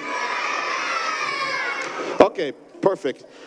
بسم الله والصلاة والسلام على رسول الله وعلى آله وصحبه ومن والاه. رب اشرح لي صدري ويسر لي أمري واحلل عقدة من لساني يفقهوا قولي. أما بعد, I'm gonna start, and I promise, from the very beginning, some answers are going to be said already. Okay? If you miss, you'll be like, huh? We didn't take this question. No, it will be there. All right. So there was a writer called Michael Hart. What was the name again? If I ask you about somebody's name or date or something, it means that it's not going to be in the Kahoot, okay? All right? Because I'm not going to give you the answers like that. His name was Michael Hart. Michael Hart, he wrote a book called The 100, a ranking of the most influential person in history. The 100, a ranking of the most influential persons in history. And Michael Hart said, my choice, the Prophet Muhammad sallallahu alayhi wasallam led that list. He came number one, sallallahu alayhi wasallam. He said, my choice. You're talking, I'm talking. How are you going to answer the questions? Think about it. I need 15 minutes to finish or less so we can start the Kahoot, so we can get the prizes and go eat. If I'm not starting, no Kahoot and no food. Okay. So he said, my choice of Muhammad sallallahu alaihi wasallam to lead the list of the world's most influential persons may surprise some readers and may be questioned by others. But he was the only man in history who was successful on both the religious and secular level. So Rasulullah sallallahu alaihi wasallam was not just someone who teach the Sahaba, the companions, about Islam and about Salah and about Zakah. He was teaching them about everything, right? Yeah? He was teaching them about everything. That's why Michael Hart, in his book, he chose Rasulullah sallallahu alaihi wasallam to be number one. Taib. So here what I'm trying to say is that the Prophet sallallahu alaihi wasallam was also a politician. Rasulullah sallallahu alaihi wasallam was what? He was a politician. Yeah, of course. He knew how to deal with everyone. So I'll share with you 3 situations, 3 stories. All right? And from these 3 situations and stories, you will know how Rasulullah sallallahu alaihi wasallam connected and interacted with everyone. Okay? All right. Story number 1. After the persecution, after Muslims were suffering in Mecca, Rasulullah sallallahu alaihi wasallam told them, listen, you guys, I don't think you should all stay in Mecca. You should find another place. Okay? Yeah? So he sent them to Abyssinia. Sent where? To Abyssinia. Abyssinia is in Africa. Nowadays, it is Ethiopia. All right? Nowadays, it is Ethiopia. And this is the very first migration, because whenever we hear about the word migration, what comes to our mind is the hijrah from Mecca to Medina. But no, that wasn't the first one. The first one was the hijrah to Abyssinia, okay? To a king, his name was Nagas or Najashi. What was his name again? Nagas or Najashi. Was he a Muslim? At that time, he was not a Muslim, and Najashi was not a Muslim, all right? But subhanallah, because Rasulullah sallallahu alaihi wasallam, as a politician, because he sent some of his companions, they were refugees at that time, and guess what happened? Guess what happened? They went there, and they actually give da'wah to Najashi, and Najashi, long time after that, he accepted Islam before he passed away. Okay? Tayyib. Rasulullah sallallahu alaihi wasallam sent some of his companions. They went all the way to Africa, to Abyssinia or Ethiopia nowadays. And with them, he chose someone who knew how to talk. All right? His name was Ja'far ibn Abi Talib. Ja'far ibn Abi Talib was very eloquent. He knew how to speak. Okay? Because he was going to convince An-Najashi to protect them. Okay? He was going to convince An-Najashi to protect the refugees. Okay? Otherwise, An-Najashi was going to hand them over back to the enemies. right? He was going to deport them, especially someone, imagine someone coming to the U.S., fleeing some war from some part of the world, and when they come here to the airport, and instead of welcoming them, they send them back, all right? So An-Najashi did not want to do that. And Rasulullah sallallahu alayhi wasallam, when he sent his companions, he said, go to Abyssinia because there is a king over there. That king is fair and he is just. And you will not be oppressed over there. So I do trust you guys with An-Najashi. Okay? So Rasulullah sallallahu alayhi wasallam sent them to flee the persecution and the harm and the torture in Mecca. And Ja'far ibn Abi Talib was as I said, the spokesperson. Are you guys following? By the way, I answered at least 4 questions. Okay? At least 4 questions. If you were talking, I promise, you're not going to know the answer. And no prizes. All right. Now, the enemies of Islam, the Qurayshis, the bad guys. The bad guys, when they knew that some of the companions were going to Abyssinia, Ethiopia, as refugees, they were not happy about it. They wanted to go after them, okay? They actually followed them, and they sent some delegation, some people, all right? They sent Amr ibn al-As and Abdullah ibn Abi Rabi'ah. They sent whom? Amr ibn al-As and Abdullah ibn Abi Rabi'ah, all right? That's not going to be a question. Okay, but I want you to remember the names. So they sent them over there and some debates happened. It was very interesting conversation and debate. But Ja'far ibn Abi Talib, the spokesperson, he actually won. And guess what? An-Najashi, the fair and just ruler, he refused to hand the Muslims back to the enemies. But you know what? Amr ibn al-As, he was not Muslim at that time. Amr ibn al-As was not a Muslim at that time. Amr ibn al-As said, are you guys following? This is very important. You might lose the AirPods because you didn't listen to that particular part. I'm just kidding. Right? Amr ibn al-As, he said, you know what? It seems like Ja'far is a very smart guy, but I'm smarter than him. Tomorrow, I am going to tell the ruler Najashi, I'm going to tell him something that will make him hand over, send them back, deport them. Okay? That will make them kick them out of Abyssinia, Ethiopia.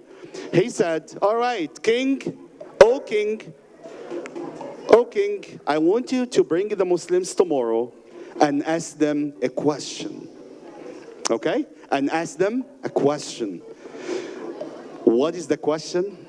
He said, ask them about Jesus. They're Muslims. Allahu Akbar. Ask them about Jesus. What do they think about Jesus? So remember, An-Najashi, the king, was Christian. He was Christian. So now, if a Christian person asks you as a Muslim about Jesus, what are you going to say? What are you going to say? Are you going to say that he is God, he is son of God? Or are you going to say he's a prophet and messenger? Because that's what we believe, right? So now, An-Najashi, he brought the Muslims again. Hey, you guys, what do you guys think about Jesus? I heard that you guys say something about him. They say, yeah, Ja'far ibn Talib say, we believe that Jesus, that Isa is the prophet and messenger. That's it. All right? Then An-Najashi said, can you please recite some Quran? I heard that you have something called the Quran. Can you recite Quran for me? Ja'far ibn Abi Talib recited the surah that I actually recited in Salat al-Isha. What a coincidence. Do you know what surah I recited in Salat al-Isha? Do you remember? Surah Maryam, Takbir. I recited Surah Maryam. So Ja'far ibn Abi Talib recited Surah Maryam to him because it talks about Sayyida Maryam. Talks about whom? Sayyida Maryam. Okay? Are we good? Are you following? I answer at least 7 questions. 7 questions. Okay? Taib. That was one of the stories, one of the incidents that tells us that Rasulullah sallallahu alaihi wasallam was not just a religious leader. He was a statesperson. He wanted to build connection with An-Najashi, although An-Najashi was not even a Muslim, right? If you are a Muslim, it doesn't mean that you keep yourselves in a bubble and you don't interact with other people in the world just because you're Muslim. Huh? It doesn't mean that you don't bring them to the masjid. Like today, Dr. What was his name? Dr. Cunningham?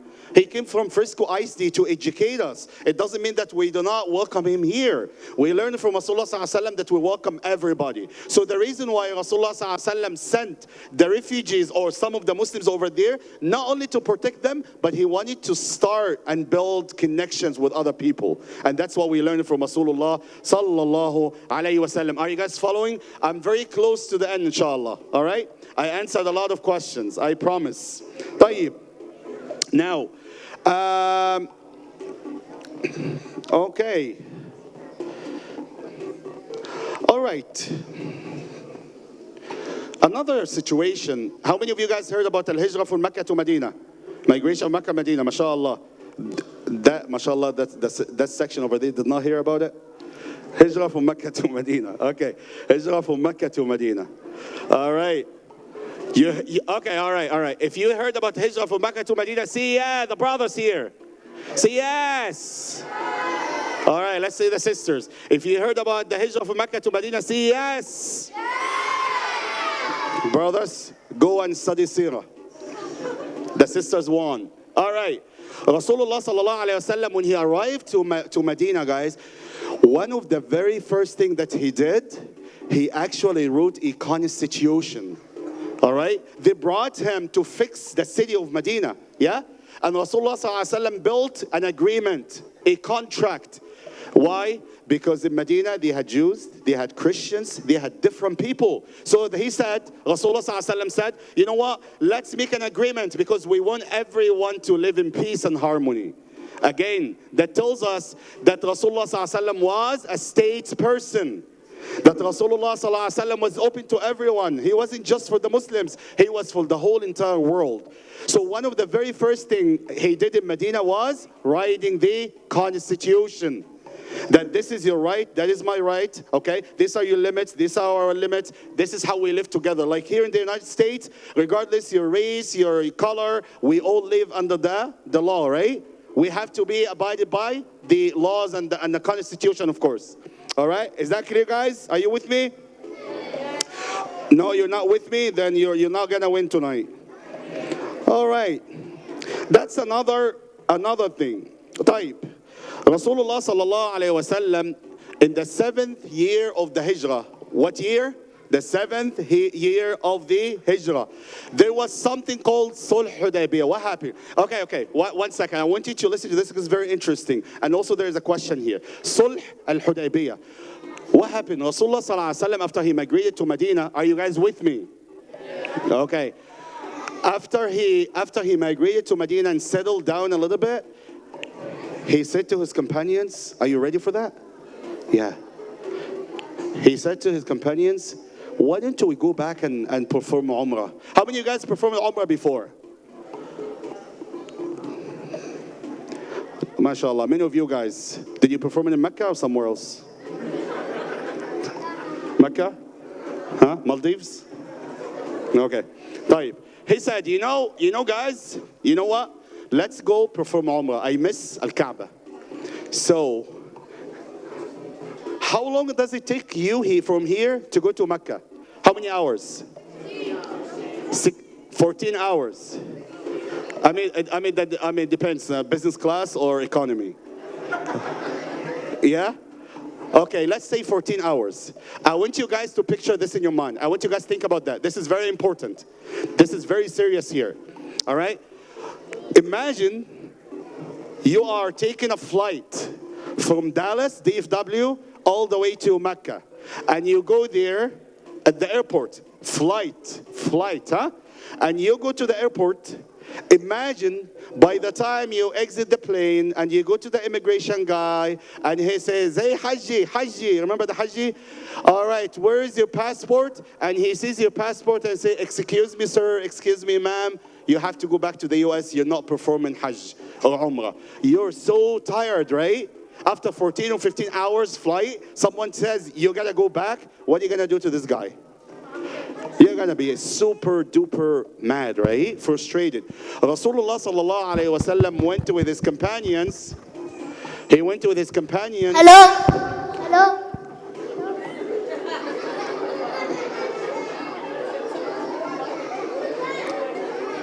That's someone from the immigration in Mecca. I don't know. We need to find that mic. We need to find that mic tonight. No one is leaving tonight without checking everyone. All right. So, all right. Okay, bring it back. I'm almost done. So, Rasulullah sallallahu alaihi wasallam, he walked all the way from Medina to Mecca. How many miles? We'll talk about what? Like 400 miles? 400 miles on a camel. And you go there and they will tell you, excuse me, you're not coming in. You have to go back. I swear to God, if someone tells me this, they will be shaheed. Like they will, you know? Yeah? But Rasulullah sallallahu alaihi wasallam, what did he do? He actually accepted. And they agreed on something called Sulh Hudaybiyah. All right, it has a number of agreements, okay? Number of points. One of them was there will be a peace between the Qurayshis, basically the enemies of Islam, and Muslims. For how many years? For 10 years. 10 years there will be peace, okay? And then another point, they said, you are not performing Umrah this year. Go back to Medina. And so many other things. But did Rasulullah sallallahu alaihi wasallam accept the agreement? Yes, he did accept the agreement. Why? Because he was a politician. He knew when he should be withdrawing. It's okay. I need to take a step back. You know, when you want to throw something, what do you do if you want it to be strong? What do you guys do? You have to take a step back, yeah? When you take a step back, a lot of times, most of the time, it's going to be harder. And that's what exactly he did as a statesperson, as a politician, sallallahu alayhi wasallam. Sallallahu alayhi wasallam. That is Sulh al-Hudaybiyah. It was a very important incident in the life of Rasulullah sallallahu alayhi wasallam. Guys, Rasulullah sallallahu alayhi wasallam, listen to this, because this is also very important. I promise, I'm almost done, and I answered 75% of the questions. All right? Yeah, you'll be surprised. طيب, Rasulullah sallallahu alayhi wasallam, every time he would ask them to do something, guys, he would help them. You know when you, listen to this, guys, listen to this, y'all. Listen to this. When your parents are helping you with something, when you're asking your parents to do something for you, you should not be standing like this and say, hey, mom, can you give me the food? Yeah? You know, I come from school during that time. Well, how come the food is not ready? Yeah? And instead of helping her, instead of helping your dad, you're actually commanding them. Rasulullah sallallahu alaihi wasallam, whenever he wanted them to do something, he would be helping them. He would show humility and compassion. Building al-Masjid al-Nabawi, he would be helping them. Doing this, he would be helping them. He was a man's people. He was for them and with them, sallallahu alaihi wasallam. And that's a true leadership. If you ask someone to help you with something, you better be helping as well, not just standing and watching them. All right? That shows Rasulullah sallallahu alaihi wasallam, how Rasulullah sallallahu alaihi wasallam was as a leader. All right? What else? Rasulullah sallallahu alaihi wasallam, guys, when he arrived to Medina, he sent some letters. He reached out to the people around him, the rulers, the kings, okay? The rulers and the kings. He reached to each and every one of them. Hey, I'm coming with the message of Islam, and I would like to call you to accept Islam, and let's collaborate and let's work together, basically. Again, this is what Rasulullah sallallahu alaihi wasallam is. That's an outreach. He's reaching out to to other communities and other societies. I want you guys to be with me. Like majority of them were, the Persian and the Roman kings and emperors. All right. The title of the Persian guy was Caesar. Did you hear of the Caesar before? Caesar, you heard of Caesar? That was his title. So he said, "O Kisra, O King Caesar, I am calling you to accept Islam." He reached out to everybody. Question, have you ever reached out to any of your friends to actually educate them about Islam? Have you ever reached out to them to talk to them about the deen, about our community? Have you ever invited them to come to the masjid? Right? Brother Saad, we have iftar every year in Ramadan for the non-Muslims, right? And we ask even the youth to bring to non-Muslim friend. Have you ever brought one of your non-Muslim friends to come eat with us? Because they hear a lot of negative things about us. But when they come to the masjid, they see how peaceful we are. All right? Yeah? So that's what we learn from Rasulullah sallallahu alayhi wasallam. And I promise I am almost done.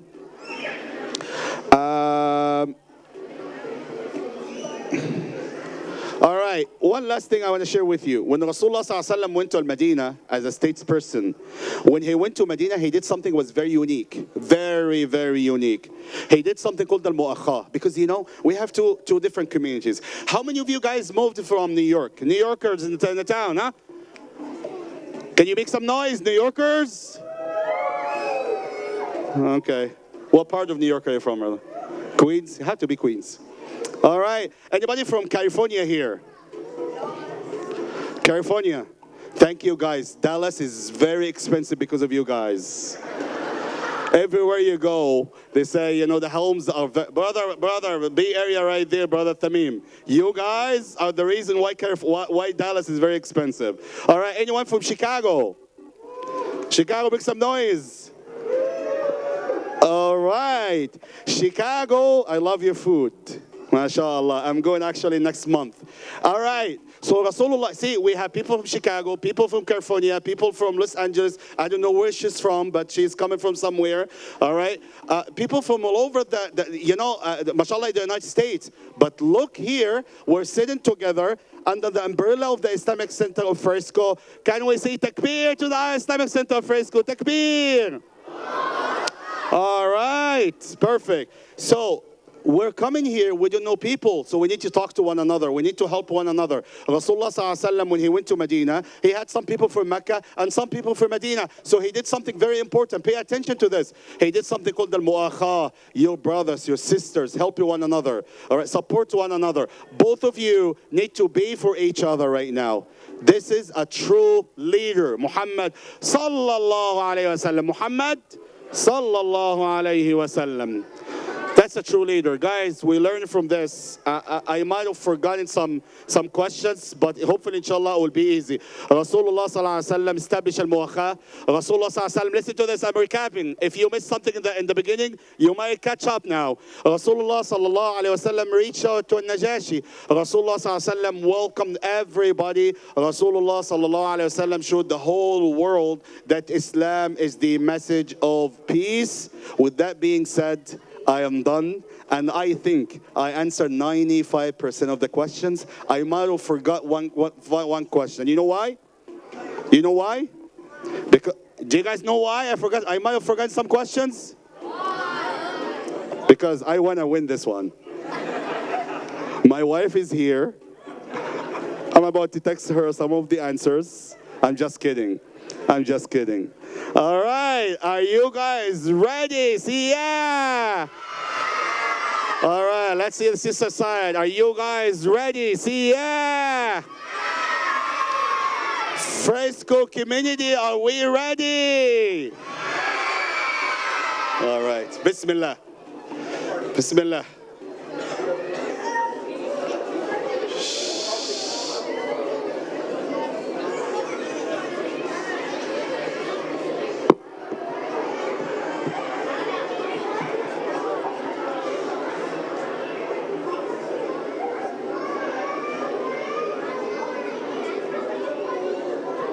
If you didn't know this, most likely because you were talking in the beginning.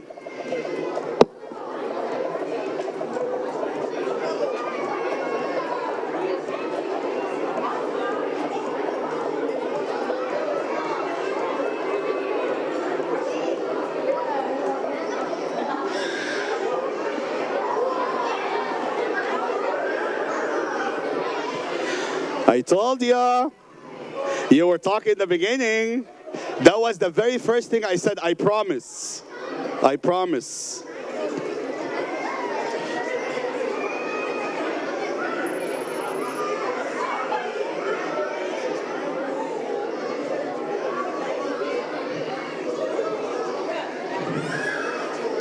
Najashi never accepted Islam. Don't call out. Someone else is gonna win.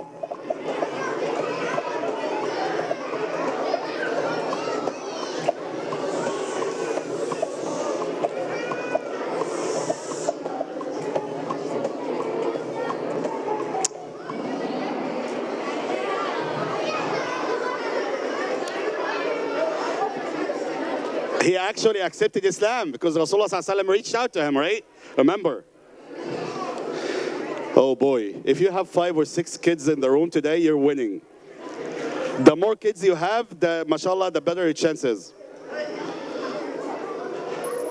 Oh, Isra, Inaya, Ayan. Inshallah. Yeah, let's do it quick, inshallah, quick. What prompted the Prophet Muhammad ﷺ to send companions to Najashi? Why? Why did he send the companions to Najashi?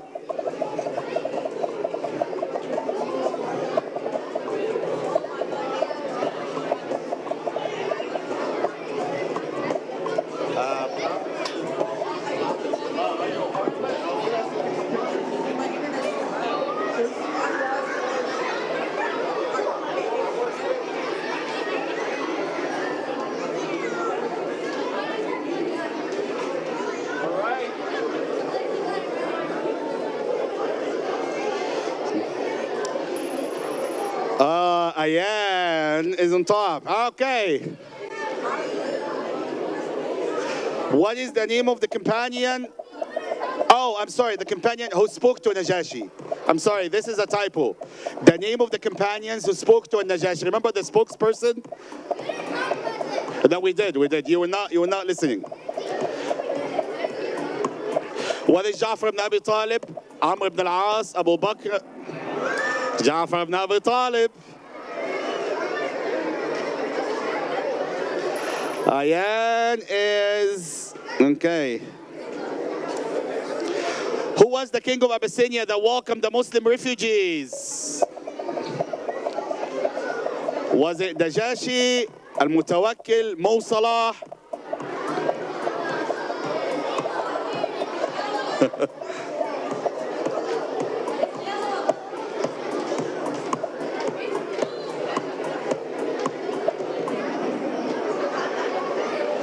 Najashi, yes. Really? Someone say Mo Salah?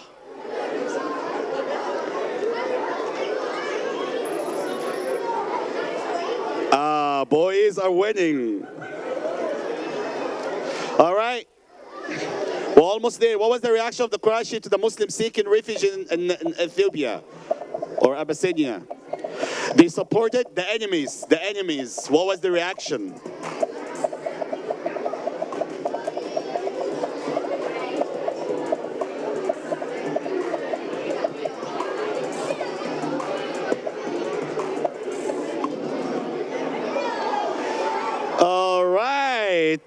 All right, they sent a delegation. They sent to Amr ibn al-As. Some questions have to be hard, guys. Look at that. All right. All right, Ayan and Zayan. What message did the Quraysh delegation convey to Najashi about the Muslims? This one I might have skipped. What did they say about Muslims? They're peaceful people. They have insulted the king. They want to invade Abyssinia. They are rebellions, basically.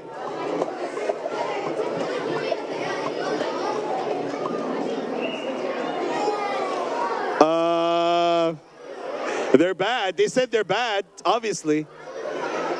They said they're bad.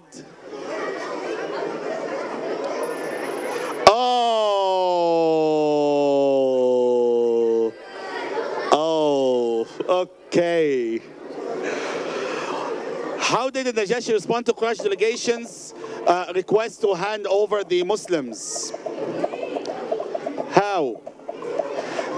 Did he agreed immediately? He refused to hand them over. He sent them back. He remained neutral.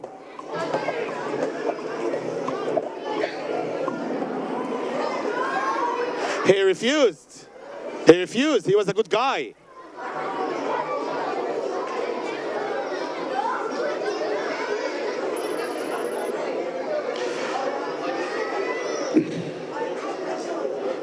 Which Quranic verse did the Muslim recite in front of Najashi? The one I recited in Isha.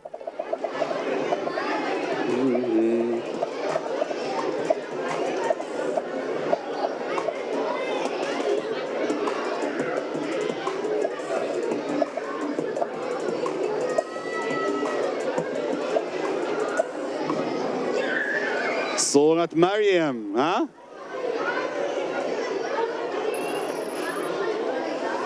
Keep it up, Zaid.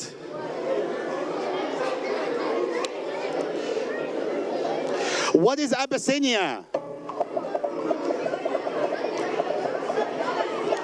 Is it Cairo? Is it Dallas? Is it Mecca? Or is it Ethiopia? Dallas? Okay.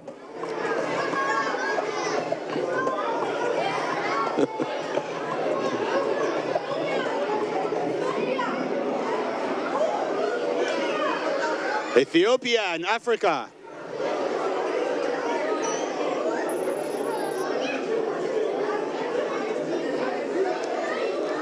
Ayan, you disappeared, Ayan. I tried, my friend. All right, what was the importance of the Constitution of Medina? Remember the Prophet ﷺ did the Constitution? It created division, established peace, promoted war, increased taxes. We're almost there, we're almost there.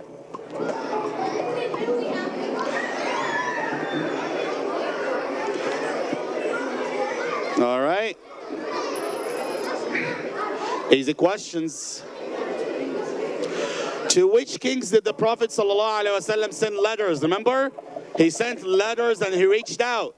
Only Arab kings, kings of Persia and Rome, local tribal leaders, no letter was sent.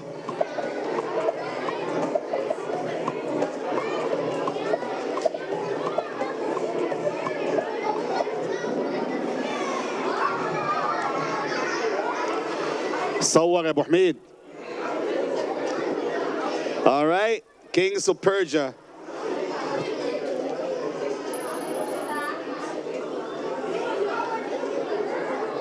What lesson can be learned from the Prophet ﷺ approach in sending letters? He sent letters to kings and the rulers.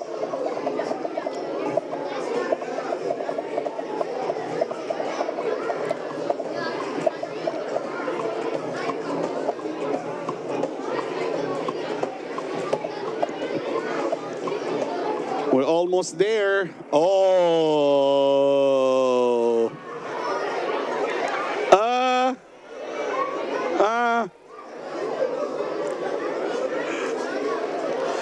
I mean, technically speaking, this one is 50-50. All right, Zaid, you're almost there. Hang on tight, my friend.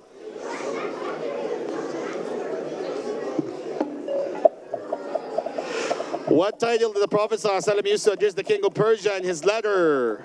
Oh, I'm so sorry. This is also a typo. Is it Caesar? Is it just say, O king, O monarch, O Najashi? The king of Persia.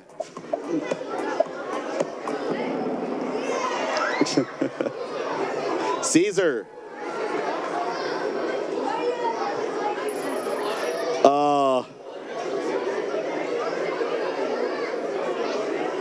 What was a significant outcome of the letter sent by the Prophet ﷺ? Well, I mean, it's repeated, but different message.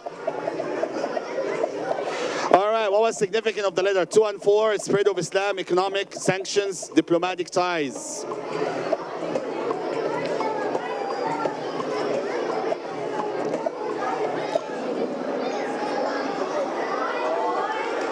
Two and 4. Spread of Islam and diplomatic ties. So, all right, 4 more questions. What was the significance of the Treaty of Al-Hudaybiyah? Remember Al-Hudaybiyah when the Prophet ﷺ was sent back? It led to war, established a 10-year peace between Muslims and Quraysh. None of the above. It was a defeat. The immigration told them go back. Yes. All right. Oh, wait, it's the Fayan. It's not you? Don't be disappointed. All right. Rubina. Okay. Wow. Oh, this one I will skip because I didn't mention. I'm so sorry. But if you know the answer, you know the answer. Should I skip it? Should I skip it? Skip it? Skip it? Skip it? Skip it?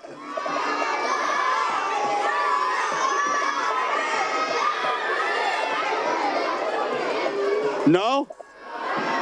All right. If you want me to skip, all right. If you want me to skip it, say yes. If you want me to leave it, say yes. It was literally like 2 or 3 brothers. Their voices, mashallah, very strong. So I'll skip it. But just for information, wait, how do I skip it? It's too late?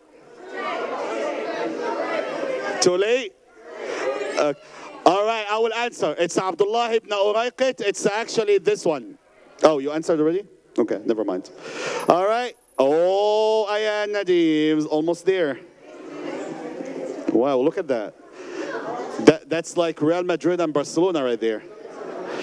How did the Prophet ﷺ approach conflict resolution among tribes? When there were some conflicts between the tribes, how did he approach that?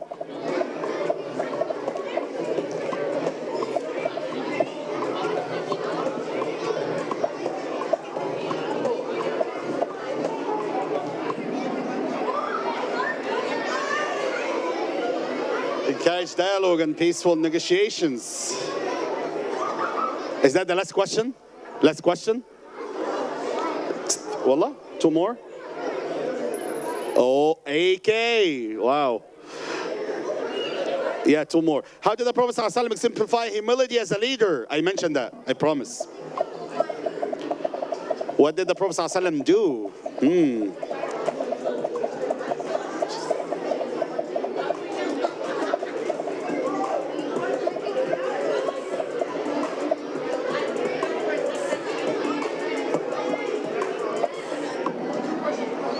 He shared, you know, he used to help them, he used to work with them, he used to be one of them.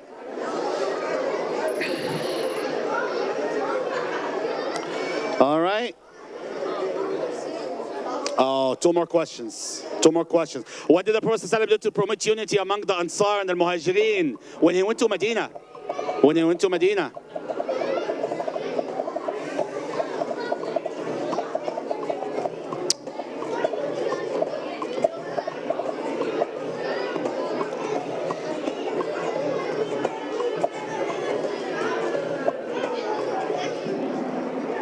He established brotherhood, remember? Chicago, New York, San Francisco, California.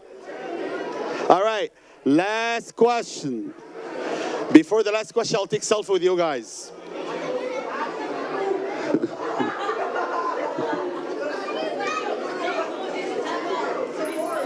Oh boy. All right, last question.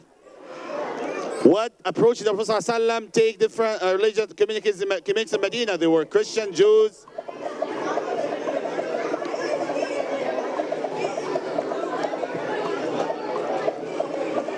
You don't have to leave. You can motivate the ones who want, mashallah. All right.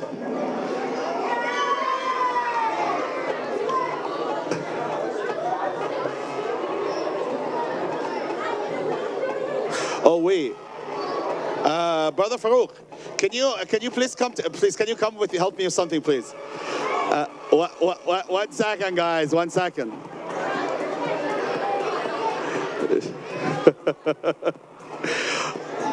All right, sit down, please. Sit down. Brother, can you don't give the food yet, please? Don't give the food yet.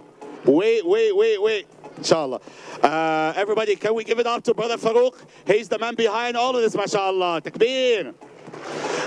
The reason why I call him, hello? The reason why I call him because I don't know which is which. Yeah. This is for the third?